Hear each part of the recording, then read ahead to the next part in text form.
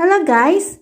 I-share ko kung paano gumawa ng special tikoy ng Quezon na lalagyan ko ng ubi halaya at ang mga ingredients ay lalagay ko sa description box. Sa mixing bowl na may glutinous rice flour ay ilagay ang sugar at i-mix ito. Isunod na ilagay ang vanilla extract, condensed milk,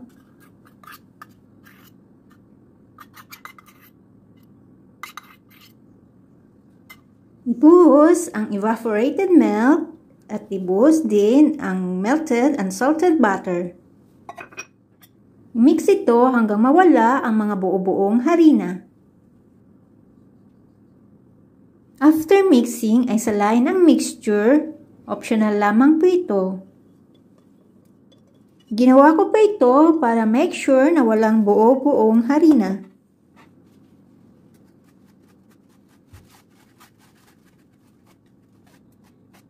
After straining, magbukod ng konting white mixture para sa pang-decoration.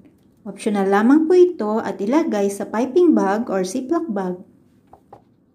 Pahiran ng butter ang silicone mold na gagamitin.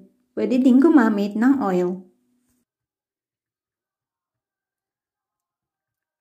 After greasing ay maglagay ng konting white mixture sa silicone mold.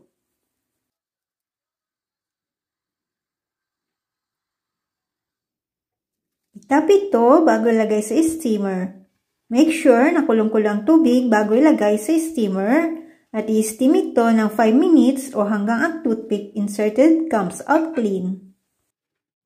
Habang ini-steam ang white mixture ay maglagay ng ubi halaya sa natirang mixture at haluin ito. Durug-durugin ang ubi halaya at i-mix ito hanggang mawala ang mga buo-buong ubi halaya, saka ibuhos ang ubi flavoring, optional lamang po ito para pandagdag ng kulay at muli itong haluin. After mixing ay isalin ang mixture sa pitchel. After 5 minutes ay check ang white mixture. Kung hindi na ito dumidikit sa toothpick, ay pwede na itong lagyan ng ubi mixture.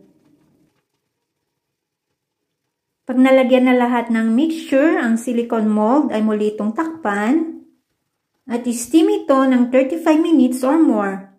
Depende po ito kasi sa kapal ng mixture na inyong nilagay. And after steaming ay tanggalin sa apoy at palamigin ito. Pag malamig na ito ay pwede nang tanggalin sa silicone mold. Pwede na itong iserve at kainin. Kung gusto niyo po itong pang-business, ay ilagay lamang sa isang container o box at samahan na rin ng grated or shredded cheese. Binukod ko po ang paglagay ng shredded cheese. Pwede niyo po itong ihalo habang nagtitimpla ng mixture. Hindi po kasi lahat ay pwede sa cheese, kagaya ko na may GERD at sa mga may allergy sa cheese. Lagyan ng takip ang container o box at pwedeng lagyan ng thank you sticker. Optional lamang po ito. Humble yourselves before the Lord, and He will lift you up. James 4:10. Thanks for watching.